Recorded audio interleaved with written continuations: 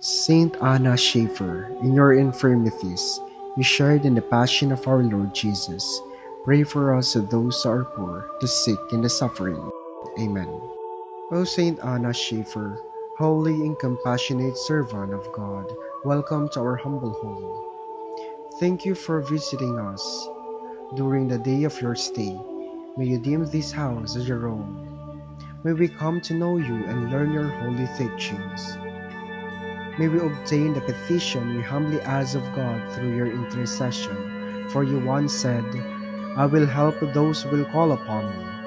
And likewise, may we, like you, be compassionate to the poor around us. Pray for our loved ones who are sick and for those who are suffering in life. Truly, may you become part of our family, O Saint Anna, that we may too be shared in the grace you bring through your intercession. Before the merciful God. Amen.